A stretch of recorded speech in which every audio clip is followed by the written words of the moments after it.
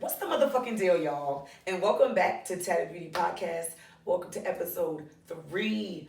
Oh my god, I'm so excited. This episode is a little different. Why?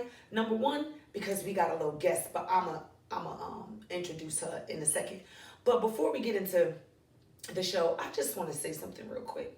Um, Stop playing with me, okay? Respectfully. I already made it very clear that this podcast is not for anything negative, anything like that. If you're going to watch, you are going to watch.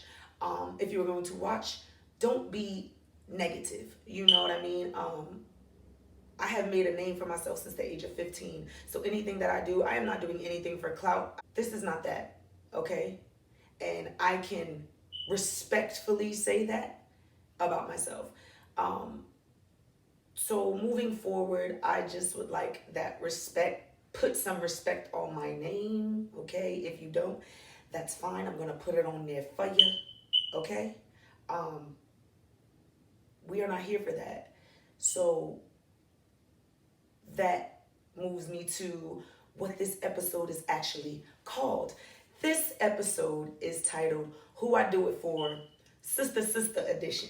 Now, I put the Sista-Sista Edition on there because we got a little guest. Now, she does not want to be on camera. A little camera shy, but that's okay because we got the audio. She's still in here with us. My little baby sister, I call her Icy, but Lashaya, say what's up. What up, though? Oh my god, I'm so excited for her to be here. Like, I'm really excited. So, like I said, this episode is entitled Who I Do It For. Now, I entitled the episode Who I Do It For mainly because I see a lot of people doing podcasts, and respectfully, I do watch a few of them, and I am inspired by a lot of them, what they're saying.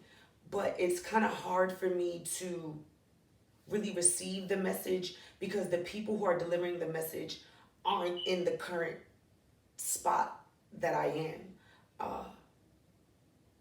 And I hope that most of you can agree or understand what I mean when I say that. So this show, yes, it's about growth, but I do it for the underdogs.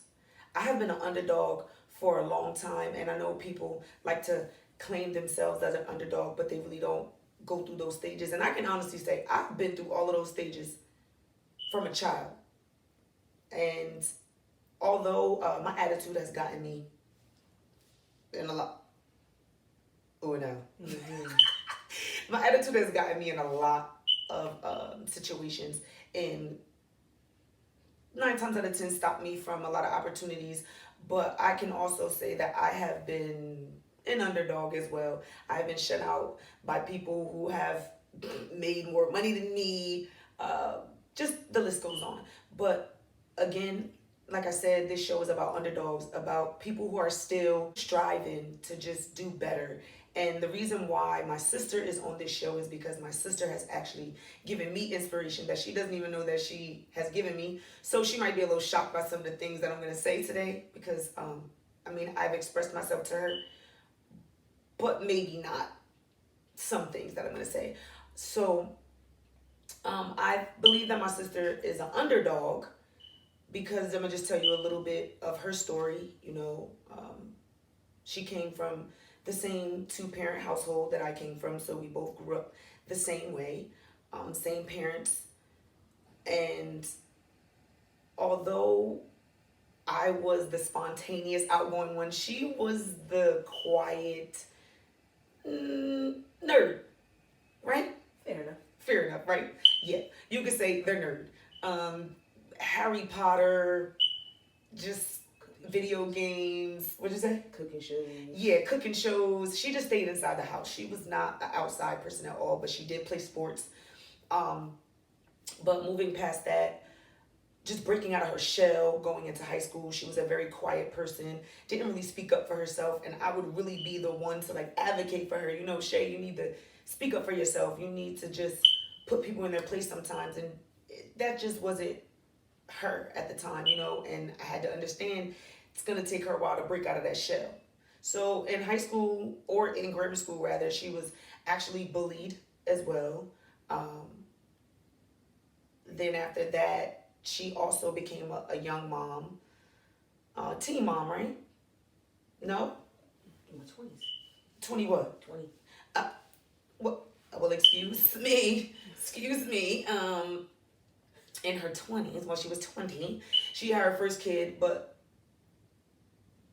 she has three children and a father that has not been present. Well, in and out, but not really been there. Uh, she has been. What else can we say? She has worked jobs that she has been underappreciated. She worked at a job for 7 years and never got a promotion, a raise, anything. But they were always telling her, you know, you're doing great, you're doing this, you're doing that. Hired somebody else above her to now being the manager of a store right here in the city of Patterson. I'm so proud of her. She just got her license last week on the 20th. So proud of her for that. She's traveling, she's breaking out of her shell. So, like I said, this show is for the underdogs. And I'm going to let my little sister take the floor.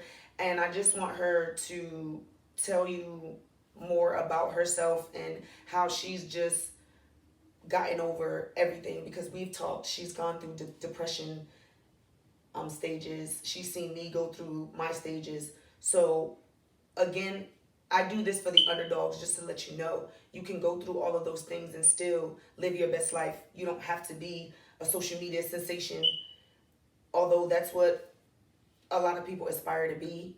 I'm not going to sit up here and lie and say that a part of my life wasn't revolved around that, because that was the narrative that was created. But I was honestly being authentically myself and just genuinely being happy doing what I was doing. But enough of that. I'm gonna uh, let the floor be taken over by my baby sister. Like I said, her name is Lashea, and yeah.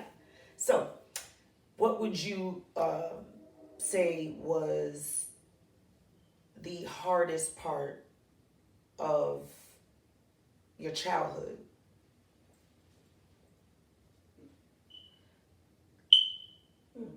Being the youngest and just being scared all the time.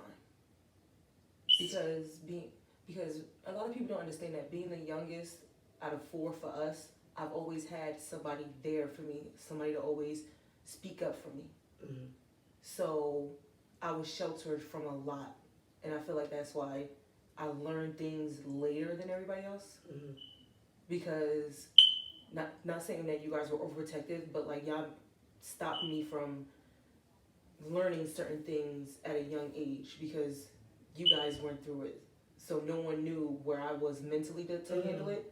So it was like, I don't care how old she is. That's my sister. We're not gonna do it. Right. So it wasn't until roughly high school, college, when it started to unfold and everybody started going their separate ways, and then I really learned it the hard way. So that was really tough.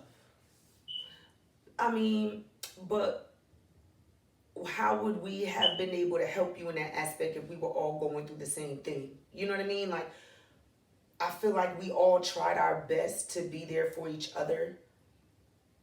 But I also feel like, in a way, you were kind of sheltered because you were also a preemie.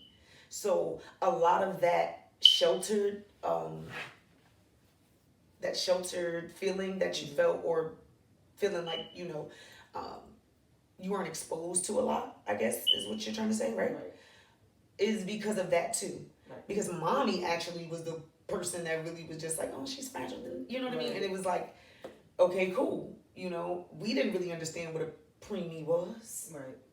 I know I didn't. I'm just like, mommy said, I thought you was a Barbie doll. So I'm just saying, so yeah, just saying, maybe that's a reason why you kind of felt like that, because that's how it was perceived to us. Right. You know, preemie, you gotta be soft, you gotta be, Gentle. you gotta, right, exactly. And then you was always under mommy, girl. Yeah, it was. You was always under mommy. So I think that created a soft side in you too. Cause me, Elijah, and Reef was always around daddy. Right. Cause we had the whole rapping thing going on or whatever the case may be. Yeah, I developed tough skin at a young age. We did, but we tried to get you up in there too. I know. We tried. But okay, so you felt like that as a child. So what changed for you and what really broke you out of that in high school? Because you had a whole transformation. I swear to you, people tell me to this day, Shay, like, I don't know where your little sister got that from, but she sound just like you. She got your attitude. And I just look at people like, you have no idea how long, Right. how long and hard of a fight it took for me to get this up out of here. So, moving past that, what triggered a change for you in high school? What made you set firmer boundaries? Because at one point, I know you were very, very fragile. You know, confrontation was just not your thing. You know what I'm saying? So what really triggered that for you? So it was after. So it was during my freshman year when I got into my first high school fight, and you came to school blacking the hell out because they tried to jump me, and after that moment I was like, you know what? I was like, I can't keep always having you come down to defend me all the time. Even though it was appreciated. I mean, I didn't mind though, and I still don't. Still don't for that one. I'm just saying. But it was like at that moment, it was like, you know what? You have to be the one to tell people not to play with you or tell people not to try you or be disrespectful, because if you don't say anything, they're gonna keep doing it. Right. And then it's gonna be like, oh, what you gonna do? Go get your sister? Right. No. And I learned. Listen, my father's a loud mouth. My siblings are loud mouths. I know I could be a loud mouth too. So I just started voicing my opinion and not caring what the consequences was. That's it. And I only asked you those two questions because there are a lot of people who go through life being that timid. They go through life not letting people necessarily run all over them, but not wanting to be argumentative, not wanting to be combative. You understand what I'm saying? Just wanting to have peace, I guess. People tend to... They settle. Exactly. You know what I'm saying? Because I get it. You don't allow other people to control you. That's why you probably didn't react in ways that most people would have reacted. Because I know me, girl. Right. I'm going off. Okay. Well, now I'm kind of calmer. I can honestly say I'm calmer now. Right. But before, it took me less than nothing to black out. So in watching you actually evolve and go from that person, I kind of felt guilty a little bit. I'm not gonna lie. I kind of felt guilty after it happened because you had your first fight, and then I'm like, damn, did I do this? Did I do that a little bit? But no, I honestly was very proud of you in that moment because I'm like, she's literally standing up for herself. Like, I love that for her. Like, I really, really love that for her. So when you got out of high school and you went to college or whatever, what did you go to college for again? Medical assistant. Medical assistant. Okay, so even that, you went to college and you're doing something totally different. How do you feel about that? How do you feel that you had all those years in college, so many financial, just everything to dealing with college? How do you feel going from the medical field and where you are now? Do you have any regrets for that? Do you wish you would have did things a little different? Or are you good? Mm-mm. After graduating college, I learned that not maybe, but it wasn't for me. Mm-hmm. Because I believe that there's a thing in having too much empathy. Too much empathy for what? Because I feel like working at like when you work in medical, like we had this discussion before how some people are just heartless and some people are just. I'm not that kind of person. I have too much emotion. I have too much love, and I can't. Right. Not that I can't control my emotions, but I can't be emotionless because I wasn't raised to be that way. So as I was applying for jobs for medical, yeah, I got upset that the doors weren't opening, but I was like, you know what? I have a retail background. Let's try that. And even though I doubted myself about it, I'm very good at it. I'm sorry to cut you off about that. Retailing for me, honey. Different strokes for different folks. I'm just gonna let y'all know that right now. Yeah. I commend anybody that is in retail, baby. I did it maybe like twice. Yeah, like twice. Baby, it just took for one person to flip over a whole pile that I just folded. Yeah. Shay. Yeah, it's the do you need help? No, I got it. And flip the whole pile. Like, you didn't just see me just fold this? Stressing me out. All right, y'all. When I do this and I scratch my forehead, when I do this and scratch my forehead, that means I'm stressed out. What I'm talking about is stressing me out because that really stressed me out. So I commend you for even doing. How many years did you do? 7? Well, I started when I was 17. Started when you were 17. In retail. Yeah. Wow, that's crazy. But going from the medical field into retail, or you did retail first, then went to school. I did retail first, then went to school. Retail first, then went to school, then you went back to retail. Now, most people would say that was a bad decision for you to go from school. You know, it was medical billing and coding, right? So most people would say that going from that to going back to retail would be kind of dumb.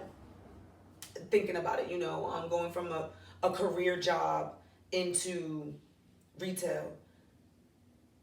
How did you say that you feel like it wasn't enough empathy in the actual medical field is why you stopped? So after you went back into retail, what goals did you set for yourself? Did you have any goals that you wanted to set for yourself? Were you prepared for everything that was to come? Did you have any expectations, basically? No, not really. I just didn't want to mess up because it was like there was maybe like a 4 to 5 year gap between the last retail job I worked. So I just wanted to prove that I wasn't a disappointment or I wasn't the wrong person to pick. Because in retail, people do just say whatever they want to get the job, and then they just lag the whole time. But knowing our family background, we don't lag. We push. We keep going. We keep going. Right. So I didn't go in thinking that I would ever become a manager. But it felt good to see that they saw the potential in me. Right. And by them giving me the position to be a manager and actually build and learn different things from bouncing to different companies. Right. Now I'm at a place where I'm comfortable with applying to another spot as a manager and being confident I can get it. Right. See, this is why I say I do this for underdogs, and I say that my sister has been an inspiration to me because, like I said on the last episode, I believe, I was always a person that just was like, you talk to me crazy, I'm not about to stay here, I can find another job, deuces, bye. Whole area hates Chris on me. Yeah, everybody hates Chris. Definitely that. My husband got, I don't need this. That's it. But no, she really helped me understand that staying in that job setting, regardless of what job it is, can really be rewarding in the end. And of course I knew that. Of course I knew that. I'm not naive to the fact that you put in the work, you stay consistent, you're gonna get results. I'm not naive to that. But I've always been a person that has been like, I don't want to work for anybody. I don't want to do this. I don't want to do that. Not to say I didn't think that you could make a life out of it. I guess I just thought, coming from how we grew up, I just figured all of us would be somewhere different, you know. And seeing you just push forward, you got 3 beautiful kids. My niece and nephews. Oh my God. So, being that you push through with that, you know, from finding people to watch them, not even people because we used to watch, but rotating us, you know, me, mommy, Reef, or whoever, daddy, you know, yeah, Jania's dad, Adam, yeah. So how did that play a part in growth for you? After having all 3 kids, because we're not going to go one by one. So we're just going to say, after you had all 3 of them, how were you able to just keep moving forward after everything that you went through with their dad, you know, given his situation now, where he is at this current moment, still dealing with, you know, the fact that he did what he did to you, all of your trauma, you know, how were you able to just push through all of that? Of course, your kids. Right. But outside of that, what else kept you going? Honestly speaking, all of you. Because even though I'm quiet and I'm in the background, I observe a lot. Seeing how. Oh, I'm sorry to cut you off. I ain't even introduced my girl. Hey, girl. I ain't even introduced my girl.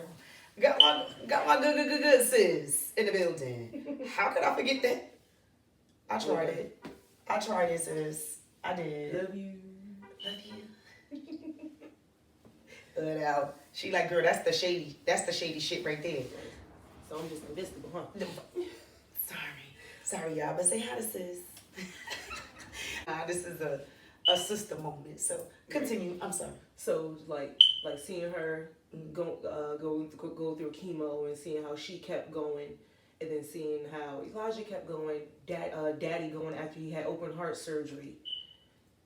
Mommy slipped and fell, and she still kept going to work. You not like stressing out, and you still finding motivation to get up to do dance classes, to do all of that. So I'm like, you know what? I have no excuse why I couldn't keep making excuses why I couldn't do anything, because I had the support. I just had to pick myself up off the floor to do it. I couldn't always depend on y'all, even though y'all would come walking the house like, listen, you gotta get up, go to work, go to school, do something. Don't just sit here. Because what people don't understand, what people should realize is that the more you procrastinate and you just sit back and don't motivate yourself to do something, how are your kids gonna do the same thing? Right. So, because our parents didn't show us to stop and just no, they kept going. Right. And how do you feel about that? Because I actually spoke on the last episode about like living in a household that's, you know, on the outside looking in, it may seem like it's cool, you know, but the trauma behind doors, you know, dealing with how we were spoken to or what we were exposed to, rather. You know, I spoke about that on the last episode, and I just want to ask you, how did that affect you growing up? Because I know I had anger issues. I dealt with a lot of, I guess you could say, attachment issues, because I wanted that love from daddy, but it was like it felt like he wanted to give it to us, but he didn't know how to verbalize it in a way that should have been verbalized. You know what I mean? So I think he just delivered it the way that he needed to. So how did that affect you, being the youngest child, watching us argue with daddy? Because you used to watch us go through some things with daddy, like, you know, the back and forth and stuff. Just So how did that affect you and your mental and everything that you had going on? So that made me even more scared Mm. because as time went on and we got older, it seemed like the arguments got louder and louder. And people may sit here and say this don't exist, but I feel like I have a tone deficiency. I don't like when people's tones get a certain level. Yeah. So it's like I don't like yelling. I don't like fighting. I don't like certain things because when you yell, PTSD kicks in and I automatically I hide. Yeah, that's me. I don't hide. I exude the same energy, baby. I'm a Gemini. I keep telling people I don't. Y'all want to call it two-faced? I call reciprocating energy. Okay, Right. the energy you give to me, I can give to you. I don't want to give it to you, But if you want it, but if you want it, okay, say it again. you're gonna get Okay, bon appetit. okay, eat it on up, cause that's just it. You know, everybody say they want to they want people that can reciprocate energy, but when you get it, you gag. But anyway, back to what we were saying. So you said that made you even more scared. Right. It made me even more afraid to speak up because if I wanted to speak up, it was the battle of no one's gonna look at it the same way, or it's gonna get brushed off because that's what happened in the house sometimes, where it's like, oh, if like I'm gonna say something or throw out an idea and it's automatically stupid, shut up, da da da da. It was never. Right. We never learned how to have open conversations because it was always everybody was always on the defense. Right. So it was like once we all became of age and we started to have kids, that's when we all started to actually be able to communicate in a way where it's like, okay, I can see where you're coming from. Right. And not be so defensive. Because being defensive is what really harbored a lot of anger in all of us. Girl, tell me about it. Cause me and Ree fought like two cats and dogs. I know y'all did. Y'all Bruh. felt like that wasn't even related. The fights we used to have. You don't remember when I threw the book across the... I don't even... You was probably too young. I remember. You threw the book and it hit her in the eye. Oh my God. And it hit her in the eye. She had a black eye. First of all, I was all the way in the hallway. This is how I knew I had immaculate aim at like an early age. You heard? I think I was like... How old was I? 6, 7? 8? Something like that. And she said something smart to me, and I promise you, I flung it from the stairwell, from the staircase, wherever it was in the house. And I just flung it in the room, and it hit her in the eye. Yeah, that's how I knew aim was on point. On point. But no, for real. I can honestly say that affected us as kids, because, like I said, me and my sister, we fought like two people out in the street. So, like I said, growing up and in my adult life, it was just like if I could fight my sister at home and get right with her at home, I can get right with people out in the street. But I don't want. That's here nor there. I'm not that person no more. Right. I found him. Okay, that's it. Growth. Yeah, absolutely growth. So, like you said, you feel like you didn't have a voice. I actually said the same thing on the last episode. You know, some kids don't feel like they have a voice, so they stay quiet, and that's what causes more trauma. You know, so in your relationship, let's move to that. You know, because that caused a lot of trauma too, and I feel like relationships hold us back from a lot as well. So, do you feel or have you ever felt like your children or that relationship with their father or anything dealing with that has ever held you back? And not to say that you regret your kids, because nobody regrets their kids. So let's make that clear. I'm not saying that. What I'm saying is do you feel like you would have changed anything? Number one. And like I said, number two. Oh, well, y'all know what that sound mean. Huh? It's time for what? Isn't it shady? Isn't it shady? And the shades are sponsored by who? Burlington. Okay. But we got some shades. We got some new shades today. These cute. They got the little gold trimming on the side. Y'all see that? Real cute. Real cute. All right. So since this is Sista-Sista Edition. I think I'm gonna tell y'all a story about this and how she got us in trouble. Okay? Well, I'm gonna go ahead and tell this story because we're gonna keep it PG. All right? Now, when we were younger, my dad used to go to this guy called Cake Man, right? Yeah. And I'm telling you, when I tell you every Intimates cake you can imagine, we had it. Every single one of them. Anyway, long story short, came in this big, long rectangular box, and my mom used to keep it in the dining room. And I promise you, my dad went to searching one day like, these cakes is getting missing. I don't know what y'all doing. Who's still? Man, when I tell you all of us got quiet, he started asking us who ate the stuff, and we all know we ate it. But we ain't said nothing, so he like, all right, I'm gonna go tell me why he go to me and my sister's rooms. Mind you, me and my little sister thinking we good. Cause we done threw our wrappers out or whatever we did. I threw mine in the next door neighbor's yard. We got rid of the evidence.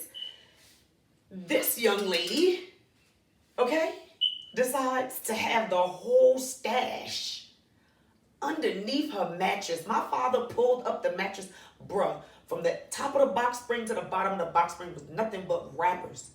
He picked up my bed. Tell me why she done spread the wrappers. Should have spread the evidence over. She done spread the wrappers over to my side. Man, we all got our ass whooped. Oh, we all got our ass whooped. One band, one sound. One band, one sound. If one band, one sound was a person. Okay?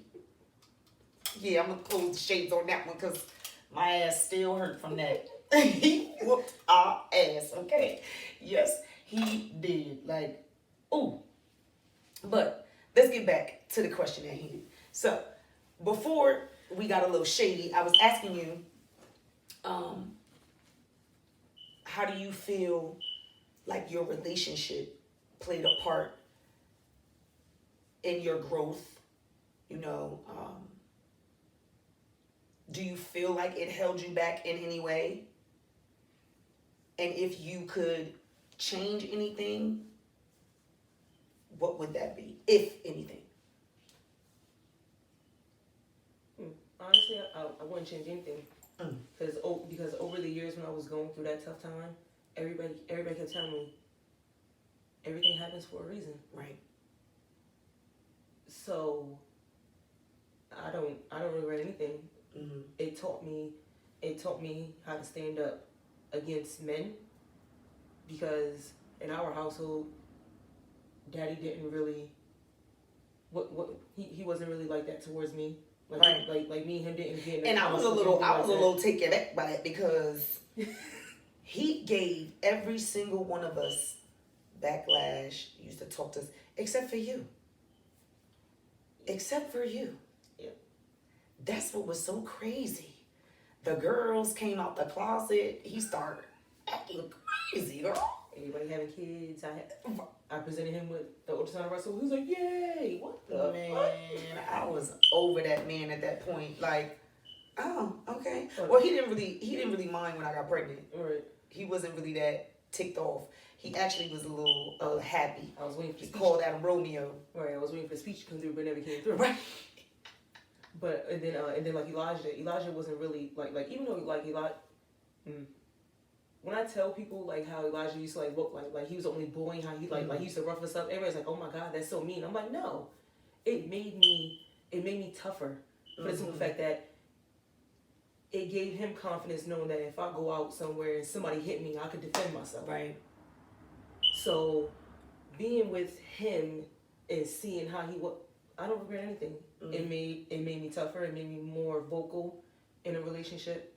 It did hold me back for a while because I put everybody in the same box. Whereas like, you're not gonna use me.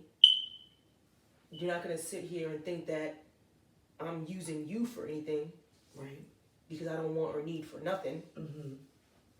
And I always keep my kids in the back of my mind, because it's like I can't be selfish and think about how they make me feel, because whatever relationship I get into, if it works, my kids have to accept. Absolutely. And how do you feel about that? Because that has been something that we talked about too. And you've also inspired me because, okay, so I've been single before.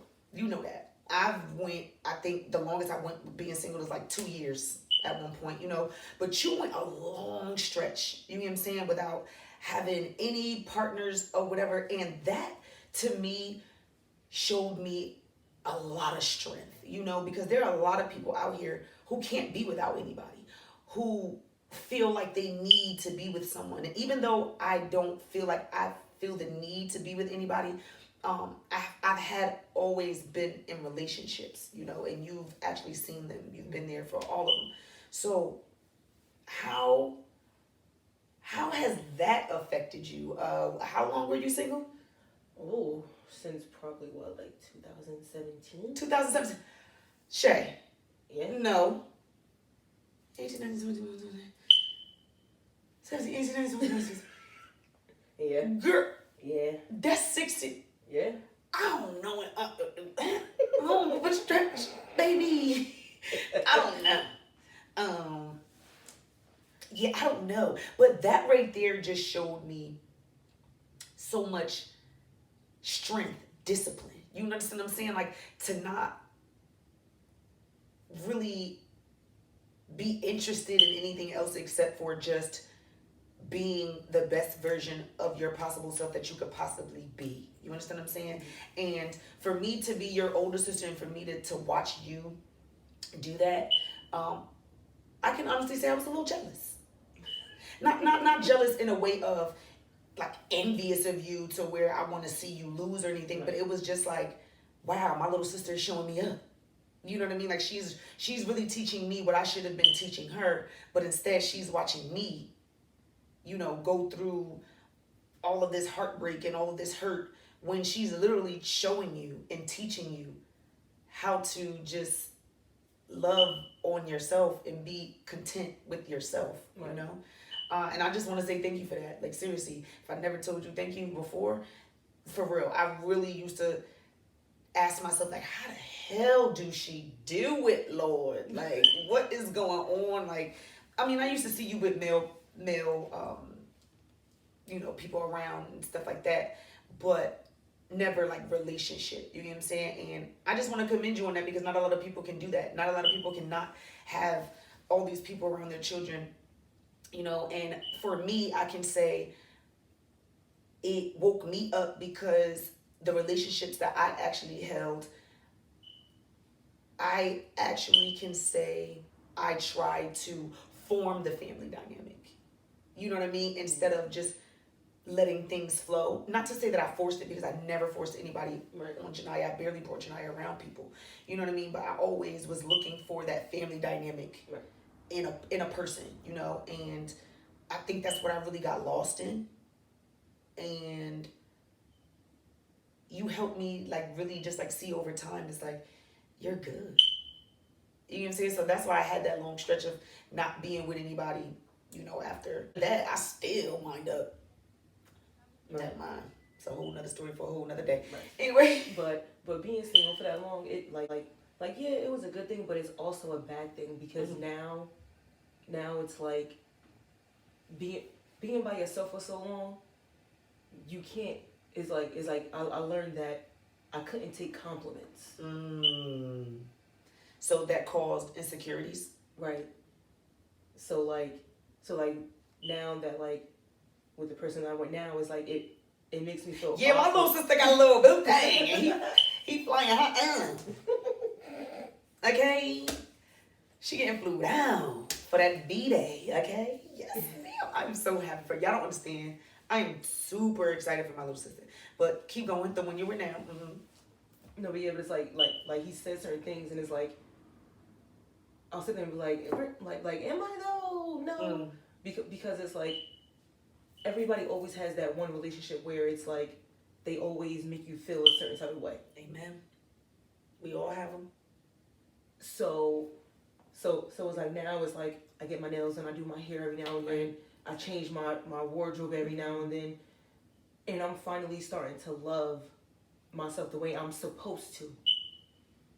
That's that transfer energy, baby. It'll do it every single time. And that man is genuinely adding to you.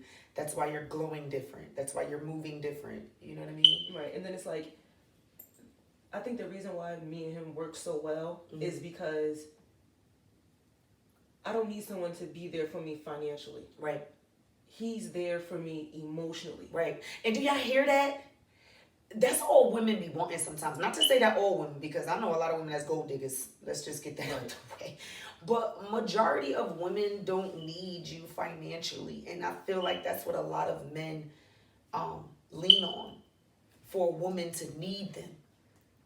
You know what I'm saying? Or for a woman to need them financially, shall we say, and for them to want to just be the boss and everything. And it's like sometimes, or well, in this day and age rather, women got the bag.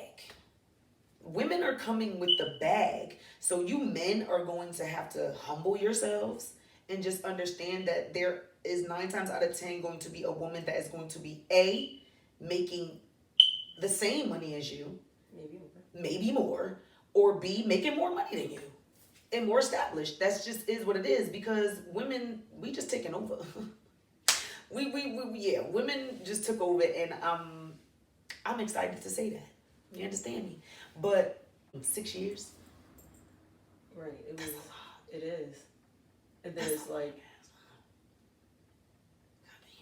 right. I mean, let's not sit here and make it seem like nobody wasn't looking through Of 6 course. years. Girl, first it's of just all, that. and we gonna say that was my choice. That Right. she was single for 6 years. That's what I'm saying. Like Exactly. that took so much discipline. That took so much strength. You understand what I'm saying? Because most people cannot do that. Right. Because once I got promoted as a manager after only working for the retail job that I got started working in, it's a children's place. I was there for a year, and then they promoted me to a manager. So I was like, you know what? I was like, if they believe I could be a manager, let's go. I started making more money, was able to provide for the kids.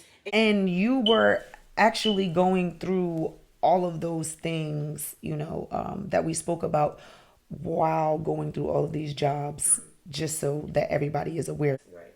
Okay. So how did that affect you in your job? It affected me a lot, because there were times where where I felt like I wasn't doing enough.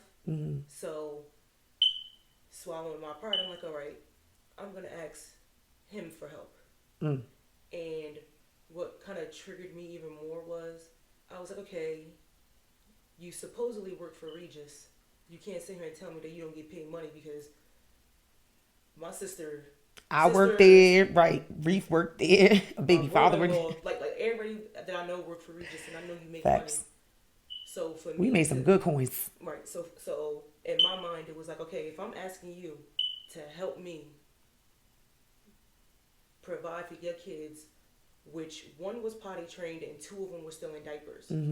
As a man, for you to sit here and say, I can give you $100 a month, while the other 2 kids were still on Similac. Wow. So that caused what for you? That lit a fire in me. Because as it is, if I'm bleeding and you got a Band-Aid and I need that Band-Aid, I won't ask for it. I'm going to figure out a way to get around it. Right. So in that moment, I was like, you know what? I've seen my siblings get through worse. I've seen my parents get through worse. I can do it, because my foundation was so strong. Right. And I think that's what will get single mothers through when they feel like they can't do it, if they have a strong foundation. Right. Foundation, support system. And it doesn't have to be a lot of people. And that's what I need for a lot of people to understand too. It doesn't have to be a whole group of people. And not for nothing, that's what kind of stagnated me too. Not to say that I felt like I needed a whole support system, but I was just around all of these people. I just thought that came with the territory. Right. But Daddy taught us a long time ago, you don't trust nobody, not even your family. Right. You can't put your faith right in too many people. Right. And at that time, I was putting my faith in the wrong people.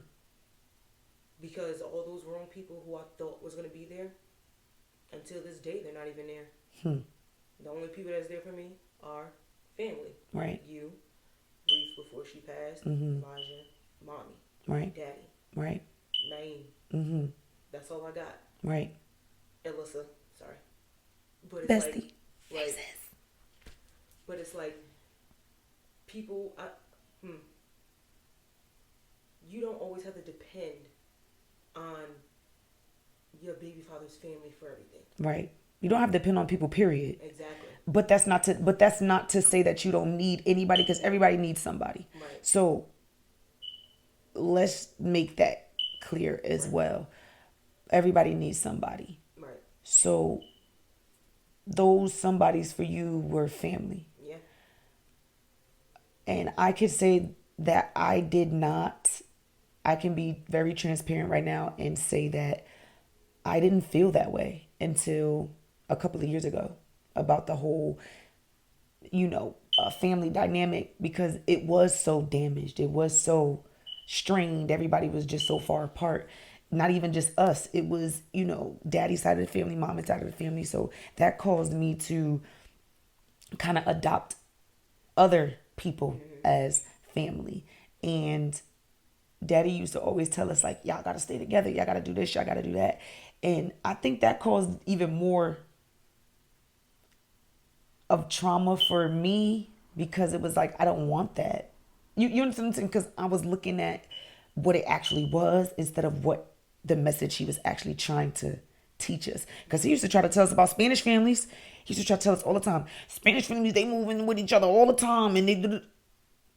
But I don't think we took that message and received it the way that it was supposed to be received back then. So I think that caused a lot of confusion with us as well, because we didn't know what he was talking about. Everything was derived on emotion. You understand what I'm saying? So we just like, whatever. But coming from Patterson now I spoke about that too, like, adapting to your surroundings and becoming a product of your environment. Being in the city of Patterson, growing up in the city of Patterson, do you feel like there was ever a moment where you felt you did adapt to your surrounding, or did you feel like you were sucked in to anything that was going on? Now I'm speaking of, back then or now, because we see a lot of people, it affects a lot of people. I see a lot of people. I don't know if you were with me. I went to Wendy's and it was this guy standing outside. Yeah, and I told you, I was like, yo, you don't remember him? And I'm talking about like he was a fly dude. You get what I'm saying? And you never know what a person's going through. He was literally begging for money. And when I went to go give him the money, he didn't even look at me. He couldn't even look me in my face. But I'm pretty sure he knew who I was. So what I'm saying is, how did you not fall into that, or did you almost fall into it? Like, what was that for you? Because I can say that I almost fell into it because I'm so passionate. I'm so emotional. I react off the impulse. I can honestly say I literally almost dove down to where I did not want to be.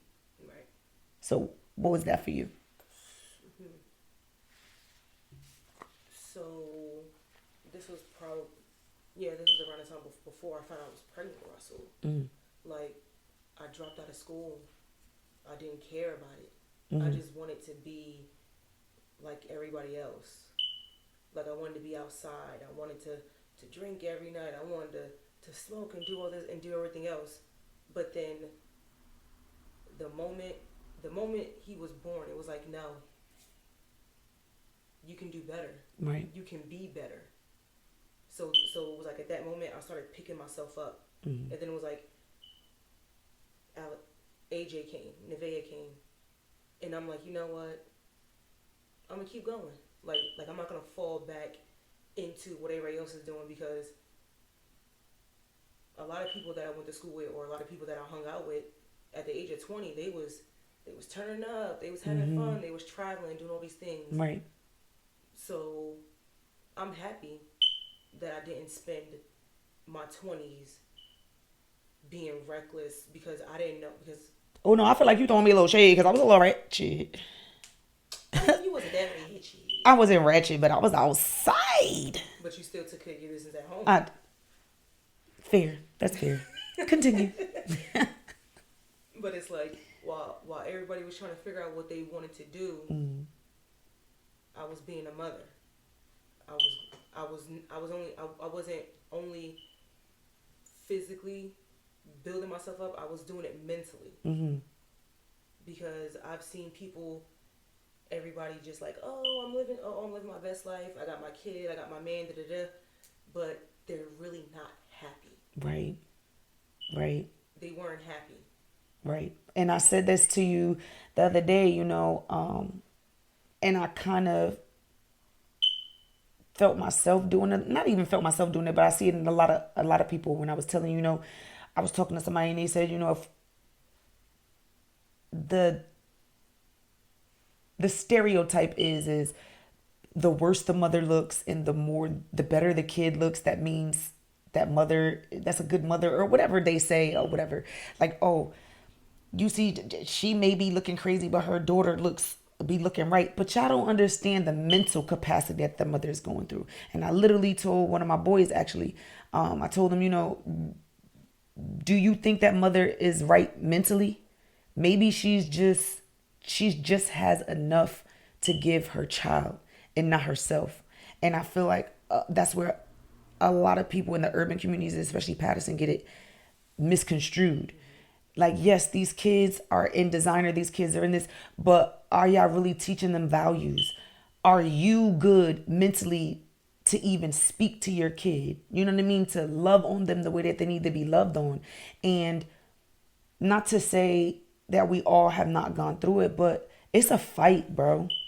Like, it's really a fight. And that's why I say I do this for underdogs. And I don't care what kind of industry you're in. It does not matter to me.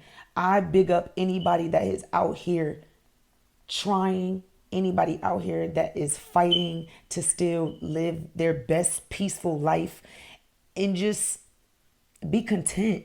You know, I can say myself, I got caught up in a lot of webs, you know what I mean? But coming out of everything that I've come out of, I'm proud to be an underdog, to be perfectly honest with you. I know you could say you proud to be an underdog because look where you came. You went through all of that. We had the same childhood. You know, your high school life was totally different than mine. I only have one kid. You have three. You know, you had way more on your plate, you know, and you still came out on top, and you weren't even involved in half of the things I was involved in, but it doesn't even matter. And that's what this show is about. The show is to let people in the small communities, small cities that still got 9 to 5s, that's still thriving, you know, and you don't have to be, because my sister is not even a social media person. You know what I mean? That's why she's not on the camera today, but she's still a pillar of this community. She's still a hero to me, you know, and I just feel like I'm going to be an advocate for her, as well as anybody else that has ever been shunned out, anybody else that has ever been talked about, that has never been given their rightful shot where they should be, when they're showing up, when they are doing the work, when they are, you know, being compassionate and just being an all-around success in your face. You know what I'm saying? And a lot of people don't appreciate that. So I just want to say I thank you for coming up here, because my little sister is very shy. She's very shy. So I'm kind of gassed that she came up here to share some of her traumas and a lot of the things that helped her get over the things that she was going through. Because there are a lot of people out here that literally just live normal lives, that live normal 9 to 5 jobs. They want to make sure their families are taken care of. But there's always something that stands in the way. And I'm just here to tell you, baby, me and this young lady right here are living proof of it. This young lady right here is as well, even though she is not here with us anymore. She's not here physically. She is definitely here spiritually. You understand me? Because things be happening around here, like all the time. Random. Very random. But but no, thank you guys so much for tuning in. Episode 3, Who I Do It For, Sista-Sista Edition. I appreciate you, little sis, for coming up here and just being love transparent with the world. I love you more. Being transparent with the world and just letting them know that you can still come out of it. And you can come out of it the best version of yourself. You just got to try. And you just got to keep going. And you just got to have a purpose. Everybody has a purpose. Everyone. Find that purpose. Use that. And the sky is the limit, baby. And you guys know I always leave you with some wisdom at the end of every podcast. And my little sister actually just gave me this word. It's more like a statement. Take the word can't out of your vocabulary. That word can't cannot exist when you are trying to be the best version of yourself. You guys have been great. I'm Malaysia, my little sister Icy, aka Lashaya. And we out. See you next time.